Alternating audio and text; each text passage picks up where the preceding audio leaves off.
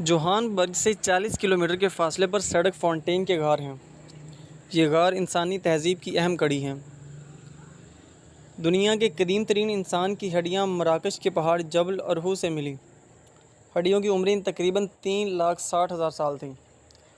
Anthropologist نے ان سے اندازہ لگایا انسان 3.5 لاکھ سال قبل موجود شکل میں آیا تھا۔ اب سوال یہ ہے انسان اس سے پہلے کس شکل میں تھا؟ اس کا جواب ساؤتھ افریقہ کے سڑک فونٹین غار دیتے ہیں۔ یہ غار 1890 میں دریافت ہوئے تھے۔ زمین سے چونا تلاش کرنے والوں نے سڑک فونٹین کے مقام پر کھدائی شروع کی اور زمین کے اندر اچانک وسیع غار دریافت ہو گئے۔ اور یہ غار محض غار نہیں تھے، یہ جادو نگری تھی، اور وہ جادو نگری منہ سے بول رہی تھی۔ وہاں کبھی زندگی دوڑتی بھاگتی اور تڑپتی مچلتی رہتی تھی۔ محققین 1936 میں ان غاروں میں اترے اور 1947 میں ایک خاتون کا ڈھانچہ اور ان کے ہاتھ لگ گیا۔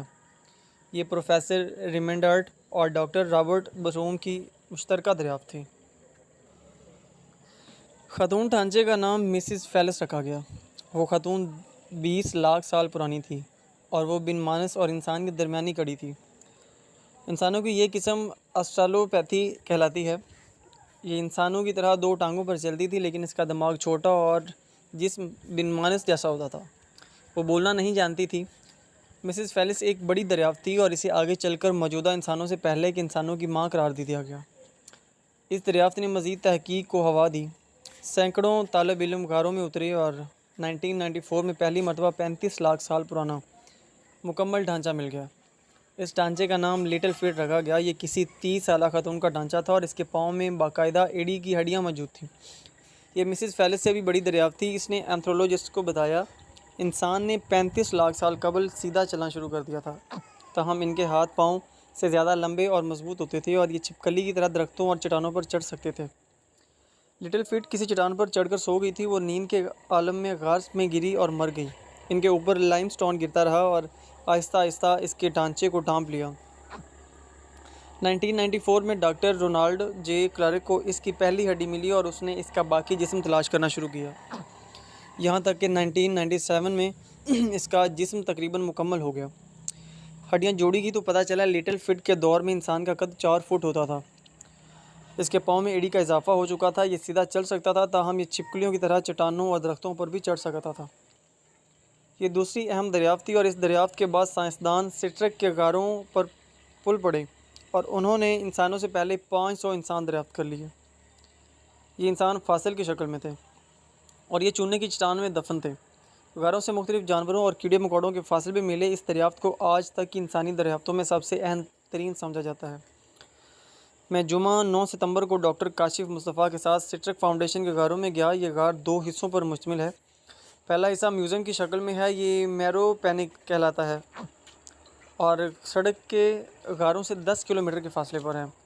یہ اینتھروپولوجی میوزیم ہے اور اس میں انسان کی اب تک کی زندگی کے تمام ادوار درج ہیں۔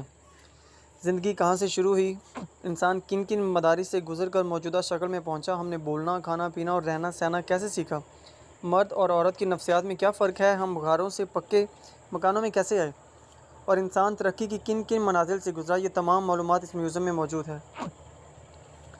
وزٹ کا دوسرا حصہ سٹرک فاؤنڈیشن کے غار ہیں۔ یہ گائیڈڈ ٹور ہوتا ہے۔ سیاح گائیڈ کے بغیر غار میں نہیں اتر سکتے۔ ہمیں سب سے پہلے لوہے کی بھاری ہیلمٹ پہنایا گیا اور اس کے بعد بتایا گیا اگر آپ دل، سانس یا ہڈیوں کے امراض کا شکار ہیں یا آپ کو اندھیرے اور تنگ جگہوں سے ڈر لگتا ہے تو آپ ان غاروں میں جانے کی غلطی نہ کریں۔ گائیڈ نے ہمیں ڈرانے کی ٹھیک ٹھاک کوشش کی، لیکن ڈاکٹر کاشف مصطفیٰ کیونکہ اس مرحلے سے پہلے بھی گزر چکے تھے، لہٰذا انہوں نے مجھے حوصلہ دیا۔ میں اسے قبل سکندریہ کے کیٹا کامب اور کیپٹاڈوشیا کے زیر زمین شہروں کی سیر کر چکا تھا، چنانچہ مجھے زیادہ خوف محسوس نہیں ہوا، لیکن جب ہم غار میں اترے تو میرے تمام اندازے غلط ثابت ہوئے۔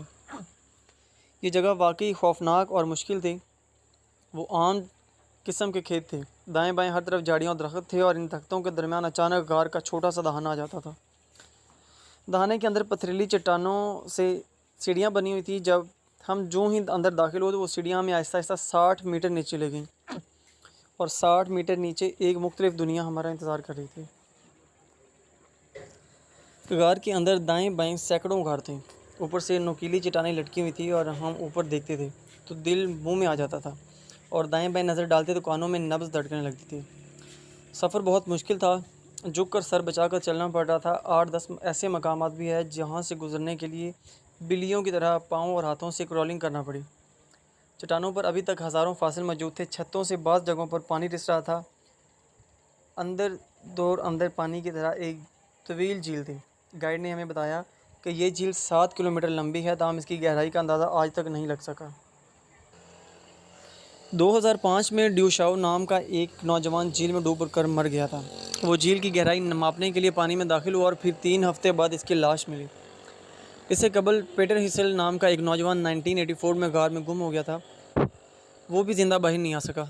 لہٰذا 2 واقعات کے بعد کوئی شخص گائیڈ کے بغیر غار میں داخل نہیں ہو سکتا اور نہ ہی جھیل میں اتر سکتا۔ ہم نے جنگلے کی سائڈ پر کھڑے ہو کر جھیل دیکھی، پانی مکمل صاف تھا اور اس غار کی چھت کا عکس دکھائی دیتا تھا۔ ٹارچ کی روشنی میں وہ ایک لائف ٹائم تجربہ تھا اور ہمیں اگر گائیڈ نہ بتاتا تو ہمیں جھیل نظر نہیں آ سکتی تھی، کیونکہ وہ بھی غار کی فضا میں غار ہی محسوس ہوتی تھی۔ گائیڈ ہمیں جھیل سے غار کے ایک دوسرے کونے میں لے گیا اور اس نے ٹارچ اچانک بند کر دی۔ اف خدایا، میں نے زندگی میں اتنا گپ اندھیرا نہیں دیکھا تھا۔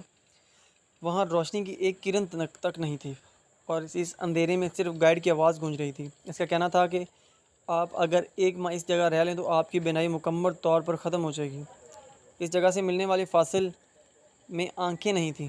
یہ سن کر میرے جسم میں جھرجھری سی آ گئی اور ہمارے گروپ میں موجود باقی لوگ اونچی اونچی سانسیں لینے لگے۔ گائیڈ نے بھی ٹارچ جلائی اور اس معمولی سی روشنی نے پورے غار کو بقیہ نور بنا دیا۔ ہم انسان اگر صرف اپنی بینائی کا شکر ادا کرتے رہیں تو بھی ہم ہزاروں سال تک اپنے رب کا شکر ادا نہیں کر سکتے۔ مجھے زندگی میں پہلی مرتبہ بینائی کی نعمت کا احساس ہوا تھا۔ غار کے اندر کا درجہ حرارت 18 ڈگری سینٹی گریڈ تھا، تاہم اندر نمی کا احساس ہوتا تھا۔ غار کے اندر آکسیجن کہاں سے آ رہی تھی یہ فیصلہ مشکل تھا، تاہم گائیڈ نے بتایا جھیل کے آخری سرے پر ایک آبشار ہے اور وہ قریبی گاؤں میں گرتی ہے۔ غار کے مختلف حصوں میں سوراخ بھی تھی اور وہاں سے روشنی بھی چھن کر اندر آ رہی تھی، لیکن ان مقامات کی تعداد بہت ہی کم تھی اور وہاں سے اونچائی بھی زیادہ تھی۔ ان مقامات سے صرف پرندے ہی اندر داخل ہو سکتے تھے۔ ان غاروں میں انسان سے پہلے کے انسان رہتے تھے۔ اللہ تعالیٰ نے انہیں چھپکلیوں کی طرح اوپر چڑھنے اور نیچے اترنے کی صلاحیت دے رکھی تھی۔ وہ بلیوں کی طرح کرولنگ بھی کر سکتے تھے، چنانچہ وہ غاروں میں آ اور جا بھی سکتے تھے، تاہم وہ کھانے پینے اور آگ جلانے جیسی نعمتوں سے محروم تھے۔ شاید اسی لیے ان غاروں میں ہتھیار، برتن اور آگ کے تاثر نہیں ملے۔ وہ انسان جانوروں کی طرح کچا گوشت، سبزیاں اور پھل کھاتے ہوں گے اور جانوروں کی طرح ہی ننگے رہتے اور حیوانوں جیسی زندگی گزارتے ہوں گے۔ اینتھروپولوجسٹ ان دونوں جگہوں کو انسانیت کا جھولا کہتے ہیں۔ محققین کا دعویٰ ہے انسان افریقہ سے باقی دنیا میں پہنچا تھا۔ شاید اسی لیے آج تک انسانوں کے تمام قدیم ڈھانچے افریقہ سے نکلے۔ لٹل فٹ اور مسز فیلس ساؤتھ افریقہ میں دریافت ہوئی۔ لوسی نام کی مکمل عورت ایتھوپیا سے نکلی اور انسان کی موجودہ شکل مراکش کے پہاڑوں میں ملی، جبکہ انسان کی قدیم ترین سویلائزیشن آسٹریلیا کے ابورجینی کے تھے۔ ان کے جینز بھی افریقی تھے اور ہم نے اس دن کریڈل آف ہیومن کائنڈ میں اپنا سارا ماضی دیکھا۔ ہم کیا تھے اور اللہ کی مہربانی سے کیا بن گئے۔ اللہ نے ہم پر کتنا کرم کیا، یا پروردگار تیرا لاکھ لاکھ کرم، تیرا لاکھ لاکھ احسان ہے۔